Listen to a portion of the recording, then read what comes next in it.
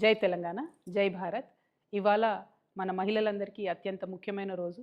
మహిళా reservation bill మీద పార్లమెంట్లో చర్చ జరుగుతుంది. అదేవిధంగా పార్లమెంటు నియోజకవర్గాల పెంపు విషయంలో కూడా ఈరోజు చర్చ జరగబోతా ఉంది. ఇక్కడ ఏదైతే యూనియన్ గవర్నమెంట్ ఉందో వాళ్ళది చాలా దారుణమైన కుట్ర ఉన్నది.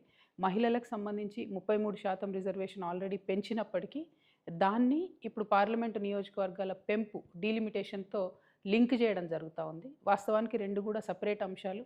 వాటిని రెండింటిని కలిపి మహిళల భుజం మీద తుపాకీ పెట్టి ఈ డీలిమిటేషన్ అనేటటువంటి అంశాన్ని కాల్చాలనే ప్రయత్నం కేంద్ర ప్రభుత్వం చేస్తుంది.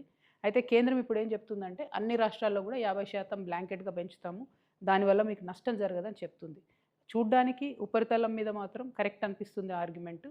కానీ రేపు పొద్దున తెలంగాణలో పెరిగిన సీట్లతోని బీహార్లోనో ఉత్తరప్రదేశ్లోనో రాజస్థాన్లో పెరిగిన సీట్లతో కంపేర్ చేసుకున్నప్పుడు మన పాత్ర అనేటటువంటిది రాజకీయంగా చాలా తగ్గుతుంది పార్లమెంట్లో.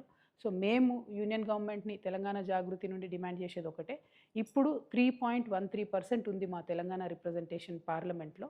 మీరు ఏ రకమైనటువంటి మెథడాలజీ తీసుకొచ్చి కొత్త డీలిమిటేషన్ చేసినా కూడా ఆ 3.13% రిప్రజెంటేషన్ తెలంగాణ తగ్గకుండా ఉంటేనే మాకు ఆమోదయోగ్యం అవుతుంది. లేదంటే మాత్రం తెలంగాణ ప్రజలు రోడ్ల మీదకి వచ్చి మరో తెలంగాణ ఉద్యమం చేయాల్సి వస్తుంది.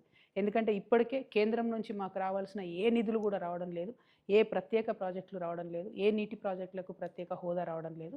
కాబట్టి పార్లమెంట్లో మన పాత్ర ఉండడం చాలా ముఖ్యం. 3.13% కన్నా మన సీట్లు తగ్గితే ఈ మాత్రం కూడా మనకు రోల్ ఉండదు.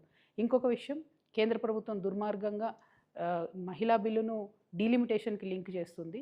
కానీ మహిళా బిల్లు డీలిమిటేషన్ కాదు, మహిళా బిల్లు బీసీ బిల్లును లింక్ చేయాలి.